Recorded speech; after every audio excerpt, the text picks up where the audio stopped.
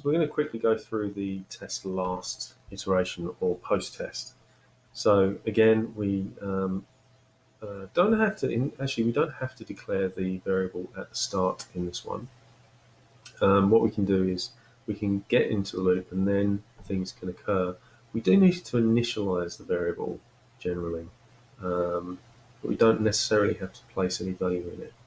Anyway, so we'll go through this example the same way anyway.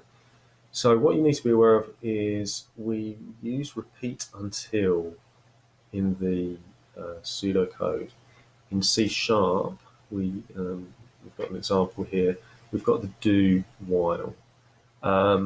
Realistically, if you forget in an exam and actually use do while instead, you should be okay with that. The logic is slightly different. If we look, we kind of wait until something happens, whereas in this one, we do something before something happens while something else is true.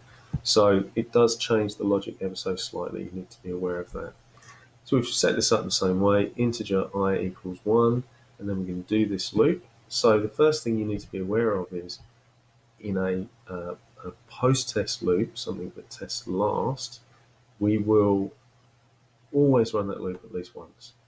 So depending on your scenario, this might or might not be an appropriate loop to use because the loop will occur at least once before it tests whether it should do it again.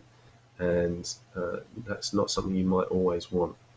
You generally want to test it first. So this might not be a loop you'll use much of, but you do need to be aware of it in case the scenario comes up where you're kind of forced into it. In realistic terms, you can kind of shoehorn most loops into anything you want to do, but some are more appropriate than others.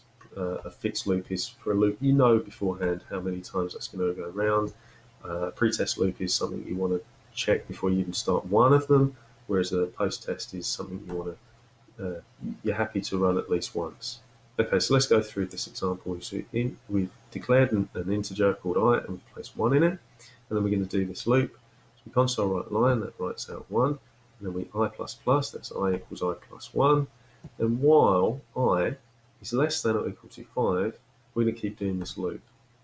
Okay, so we run this loop, control F5, so you can see that it goes 1, 2, 3, 4, 5, and we're done.